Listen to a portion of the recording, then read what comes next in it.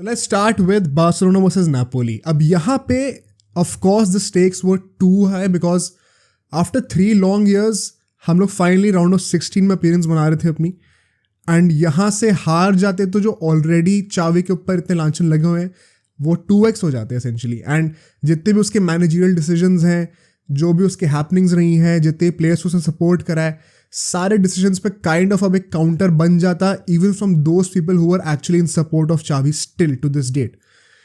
I have personally been of the opinion that he should rightly be sacked at the end of the season.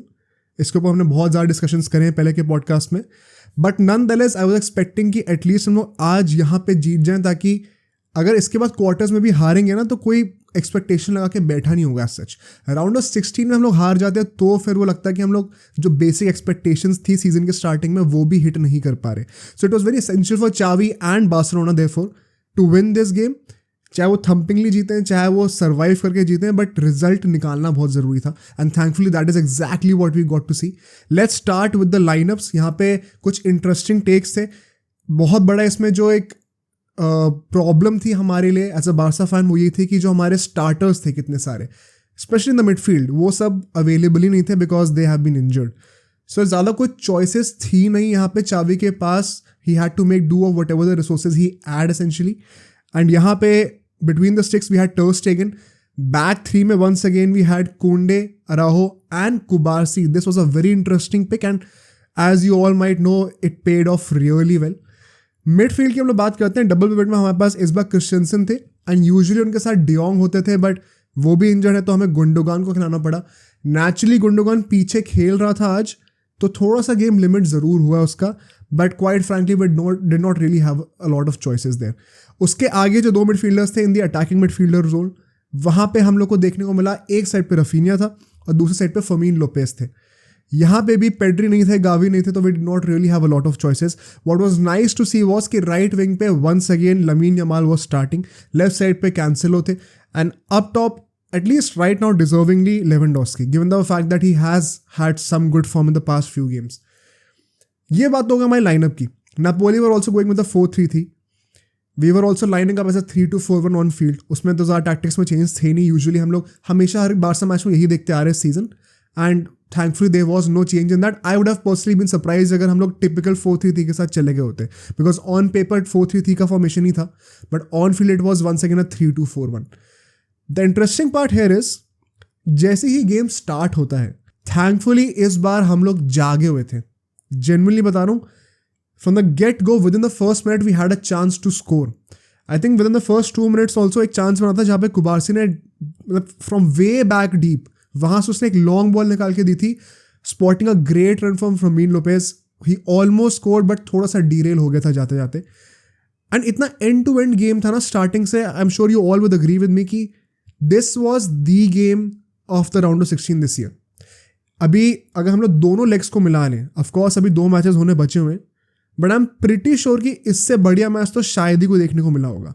इस साल के round of 16 काफ़ी underwhelming रहे हैं, and for obvious reasons because matchups ही इतने अच्छे नहीं थे, but this one specially the second leg turn out to be really good. Thankfully यहाँ पे after dominating for a while, although I must say कि पहले के 10-15 मिनट तक ऐसा नहीं है कि नेपोली पास नहीं आती स्कोर करने के लिए, but Barca were looking very compose. जो वो आई थिंक बॉर्डर लाइन थोड़ा बहुत टिकी टाका भी हमें देखने को मिला आज तो स्टार्टिंग में, and then eventually Napoli had to open up, and एक ओपनिंग हमें मिलती है, हम एक गोल मार के देते हैं. रफीनिया लेफ्ट विंग से कट बैक करता है. वेरी नाइस टू सी कि finally has the brains to cut back and not just blindly cross, जो कि हमने पहले सीजन में उसके बहुत ज़्यादा देखा था. Lewandowski, the second surprise is Lewandowski उस चीज़ को डमी कर देता है. Why do I say that it is a surprise? Because I am pretty sure अगर ये सेम अटेम्प्ट लास्ट महीने हुआ होता ना, या फिर last to last month in January of this year, जब लेवेंडोस्की के गोल नहीं आ रहे थे, maybe or most likely out of desperation he would have tried to snatch that ball himself and then maybe score from a tight angle. The fact that he chose to dummy it, of course उसमें एक intelligence तो आती ही है एक top tier striker की, but I also somehow feel कि he is no longer desperate to score because he has been doing it for the past few games. जब वो डेस्परेशन होती है एक टॉप टियर स्ट्राइकर पे गोल मारने की, when that drought is going on, तब there is a tendency to latch on to every single ball that may not even be for you. तो उसने वो चीज़ रिकग्नाइज करी कि भाई शायद ये बॉल मेरे लिए नहीं है as per the weight of the ball, उसको डमी करा एंड देन पीछे से Fermin Lopez in the box, he converts and he scores. How many times have we seen already this season? This is the first season of Fermin Lopez and yet we have seen this so many times कि वो box के अंदर runs बनाता है and he makes sure that he finishes all those chances. Kind of what we saw from de Jong under Koeman, ये भी हमने बहुत बार कह रखा है. A very good goal and मतलब I was just about to celebrate, मैं ट्वीट भी करने जा रहा था एंड तब तक मुझे पता चलता कि एक और गोल आ गया and this time from Lamine Yamal's pass on the counter. Barca they were trying to of course counter बनाए थे, बहुत तेज खेलने का, क्विक ट्रांजिशन का ट्राई कर रहे थे. Lamine Yamal once again a great run, starts in the right wing, drifts inwards, वहाँ से एक लॉन्ग थ्रू बॉल डालने की कोशिश करता है to Raphinha. Raphinha receives that ball as well, तगड़ी फिनिश करता भी है but it hits the post unfortunately. Thankfully Cancelo was there for the rebound, although I must say वो रीबाउंड देखने में ईजी लग रहा होगा बिकॉज गोल भी थोड़ा बहुत खाली सा ही था, but I think it was a very good finish. Credit to Cancelo for being in that right position at the right time and also giving a good finish. क्योंकि लेफ्ट विंग पे अगर Balde होता तो I personally would not have expected this to have happen. वो possibly दोबारा pass कर देता किसी और को and then we would have missed up that scene. So वो सेकेंड गोल में specially Yamal and then of course Cancelo, इन दोनों की ब्रिलियंस काफ़ी अप्रिसिएशन डिजर्व करती है.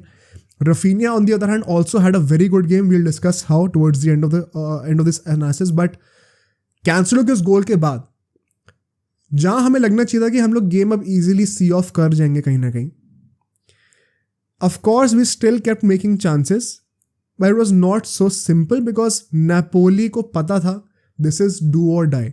यहां से अगर हम लोग हार जाएंगे तो फिर इसके बाद यूसीएल में कोई कम बैक नहीं होने वाला है, फिर अगले साल तक वेट करना पड़ेगा.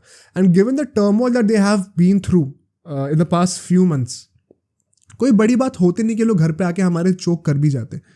आई नो कई लोग बहुत ज़्यादा हाइप अप करते आ रहे हैं नापोली को against Barcelona, specially given the fact कि बार्सिलोना खुद इतना डिग्रेड हो चुकी है.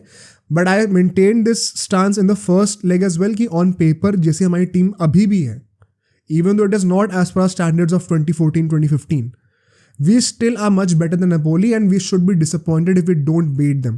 Would I have been surprised if हम हार जाते? Of course not. But हमें हराना फिर भी चाहिए ही था, वो disappointment ही होता अगर हम हार जाते तो. And so given all these considerations, Napoli did quite well and made quite a good effort to come back into the game and it was finally rewarded जब 30th मिनट के आसपास एक बहुत ही मुझे लगता है मैं कहूँगा मेसी-एस्क गोल था काफ़ी ज़्यादा. What do I mean by that? Right wing से एक रन बन रही है बॉक्स के अराउंड, वहाँ से कटबैक आता है, बॉक्स के अंदर कोई है नहीं, लेकिन इट कम्स फ्रॉम रहमानी जो कि एक वो late run in the box बना रहा होता है ना, जो ट्रेलिंग रन बन रही होती है एंड फर्स्ट टच पे फिर उसको स्कोर कर देता है. How many times have we seen this कि मेसी इसको कन्वर्ट कर रहा है with the late run into the box from a cutback from Alba from the left wing. उसी का एकदम मिरर कॉपी था ये वाला. एंड क्वाइट फ्रैंकली सब क्रिटिसाइज यही कर सकते हो कि कोई उस लेट रन को ट्रेल करने के लिए या फिर मार्क करने के लिए कोई डिफेंडर वहाँ पे अवेलेबल क्यों नहीं था. एक बहुत ही ईजी क्रिटिसिज्म भी बनता है ये, but I get why nobody would have mark that. हमने ये बहुत बार होते हुए देखा है and Barcelona has been at the receiving end, मतलब रिसीविंग एंड तो इस बार थी, at the beneficiary end of this as well through Messi. And so I was not very critical about the defenders at that point of time to be very honest. But regardless हम लोग देखते हैं कि वो 30th minute के बाद जो गोल आता भी है, in the last 10-15 minutes Barça was still going strong. मुझे ऐसा लगता है पर्सनली बारसा ने इस गेम में particularly through two types of play बहुत चांसेस क्रिएट करें जो कि शायद कन्वर्ट हो सकते थे. The first one is from corners, जहाँ पे हमने ऑन मल्टीपल ओकेजन्स देखा in the first half and in the second half as well कि कॉर्नर आया हुआ है, या तो फर्स्ट टाइम हेडर पे गोल कन्वर्ट नहीं हो रहा या फिर रिबाउंड होके बॉल बॉक्स में फंस जा रही है और उसको भी हम फिनिश नहीं कर पा रहे. And the second is on the counters, जैसे कि हमने वो सेकंड गोल मारा था वैसे ही 2-3 चांसेस हमारे पास और भी लैंड करे थे. And I personally think that Napoli should have been a bit disappointed कि वो सेकंड गोल नहीं मार पाए. एक वो हेडर का भी चांस था जहाँ पे डी लोरेंजो ने मारा हेडर एंड टर्र स्टेगन ने जस्ट सेव कर लिया था वो. But I think Barca should be more disappointed कि उन्होंने फर्स्ट हाफ में ही थर्ड गोल क्यों नहीं मारा. My personal opinion. Coming to the second half, first half में बार्सा के पास पोजीशन कम था but amount of XG, the goal scored, सब कुछ बहुत ज़्यादा था, शॉट्स भी ज़्यादा टेकन थे. सेकेंड हाफ के start was the exact replica of the first half. आते ही स्टार्टिंग से ही we see the game being absolutely end to end. It was a pleasant surprise also कि कोई इटालियन टीम आके ऐसा एंड टू एंड गेम खेल रही है. एंड आई थिंक नेपोली से एक्सपेक्ट कर भी सकते हैं हम लोग ये. बट उसके चलते हुए हमने देखा कि 60th मिनट के आसपास, बिकॉज बार्सा का एब्सोल्यूट कंट्रोल इस गेम में कभी भी नहीं था. गेम बहुत ज़्यादा एंड टू एंड था. Napoli were just as much into this for scoring as Barcelona. We saw at the 60th minute की सर्जी रोबेर्टो को ले आते हैं एंड ओरियल रोमेयो को ले आते हैं सब्स्टिट्यूट्स में. क्रिस्टियनसन और फर्मीन लोपेज को हटा दिया जाता है. उस टाइम पे मुझे एक ये डाउट ज़रूर आया था, आई वुड नॉट लाई, कि अगर अब यहाँ से हम लोग मैच हार गए, because as you would know at that point of time सिर्फ एक गोल का ही फर्क था. तो अगर नेपोली एक गोल भी मार दी होती तो हमें एक्स्ट्रा टाइम पे जाना पड़ता. एंड आज के टाइम पे बार्सिलोना एक्स्ट्रा टाइम पे कुछ भी कर सकती है, कोई भरोसा नहीं है. I mean it in a negative way. अगर ऐसा खुदा ना खास्ता कुछ हो जाता तो फिर से सारा ब्लेम चावी पर ही आता. And once again I would say rightfully so. अभी जो क्रेडिट जानना चाहिए वो भी मोस्टली चावी को ही जाएगा, बिकॉज रोबेर्टो ने थर्ड गोल मारा. बट जस्ट इमेजिन अगर ओरियल रोमेयो, जिसने एक्चुअली में थोड़ी बहुत वैसे मदद करी भी नेपोली की, लेट्स बी वेरी ऑनेस्ट, अगर इनके चलते हुए कहीं ना कहीं रोबेर्टो रोमेयो के चलते हुए इनके थ्रू कोई गलती हो जाती एंड बार्सा हार जाती, एवरीबडी वुड हैव क्वेश्चन चावी की 60th मिनट पे सब्स्टिट्यूट करने की क्या जरूरत थी. I get the logic, he possibly wanted to slow down the game a bit, but Romeo was not really working. And so we still saw how the game was very much end to end. अभी भी I saw plenty of chances being created from Napoli, जो कि शायद score भी हो सकते थे. I still saw a lot of chances being created by Barcelona, because Napoli तो उस टाइम पे 4-2-4 पे शिफ्ट कर चुकी थी. उनकी फॉर्मेशन जो है 4 फॉरवर्ड्स आगे थे, पीछे 4 सेंटर डिफेंडर्स थे एंड बीच में सिर्फ 2 midfielders. And so of course spaces मिलेंगी मिडफील्ड में एक्सप्लॉइट करने के लिए, डिफेंस को एक्सप्लॉइट करने के लिए. बार्सा के पास नेचुरली चांसेस आएंगे भी. But Napoli were not shy of trying as much as they could. And thankfully फिर after the 80th minute, गुंडोगान एक बहुत ही कनिंग स्लाइसिंग पास निकालता है through the defence. Roberto is at the receiving end. वो एक run बनाता है and then squares it up for Lewandowski for a tap in. It just had to be Roberto. मुझे ऐसा लगता है पर्सनली, एंड अब यहाँ से वो शाउट्स बनेंगे कि is he the most clutch player that Barca has ever seen. 6-1 के टाइम पे भी ऐसे ही हुआ था. एल क्लासिको में हमने कितनी बार देखा कि उसने ऐसा करा है. अभी भी अब यहाँ पे भी ऐसा ही हुआ है फाइनली. एंड मतलब मुझे लगता है कि let's not get that carried away कि हम लोग ये कहने पे आ जाए कि यार रोबेर्टो ने ऐसा कर दिया तो रोबेर्टो को स्टार्ट भी कराना शुरू कर दो. कैप्टन तो है ही, फर्स्ट कैप्टन है हमारा वो, he is back in form, अब उसको कॉन्ट्रैक्ट एक्सटेंशन भी दे दो. I think that would be a bit reactionary. मैं credit where it's due firstly to Xavi कि उसने उसको सब्स्टिट्यूट करा. सेकेंडली टू हिम कि उसने अपना एक्सपीरियंस दिखाते हुए ही acted maturely by squaring up the ball to Lewandowski, because बहुत ईजी होता है उस टाइम पे खुद ट्राई करना गोल को भी. And of course making that good run as well. But I think a praise should stop at that.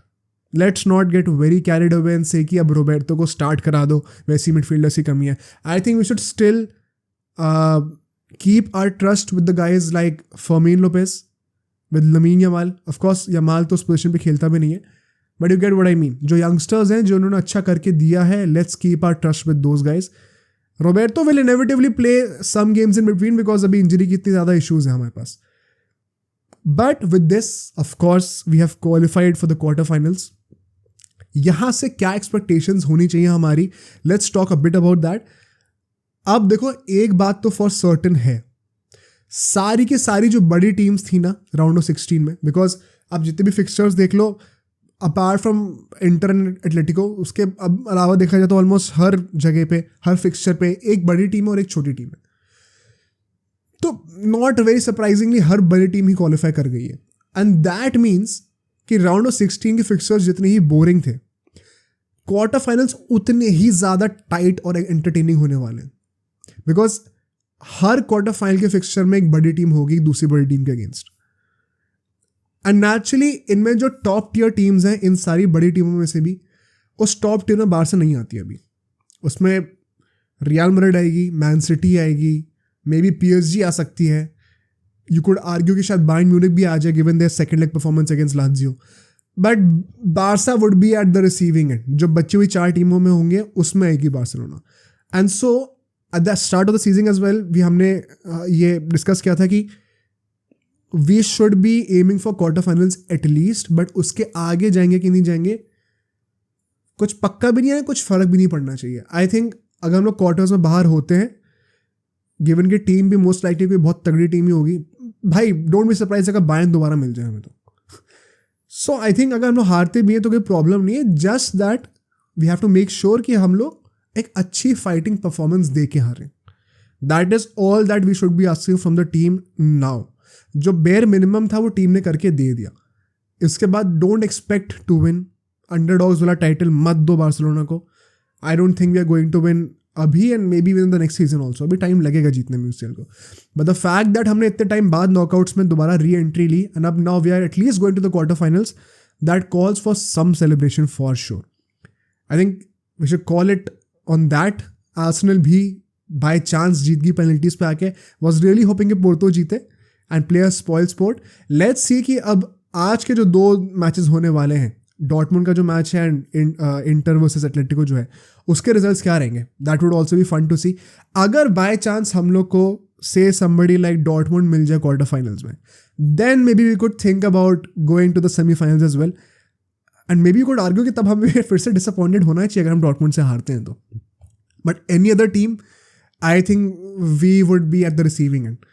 अब सोचो अगर ये क्लिप इतनी बढ़िया थी तो पूरा का पूरा पॉडकास्ट कितना बढ़िया होगा. तो अगर आपको इसी क्लिप का पूरा पॉडकास्ट देखना है तो यहाँ पे क्लिक करिए, और अगर आपको ऐसे ही और क्लिप्स बिंज वॉच करनी है तो यहाँ पे क्लिक करिए.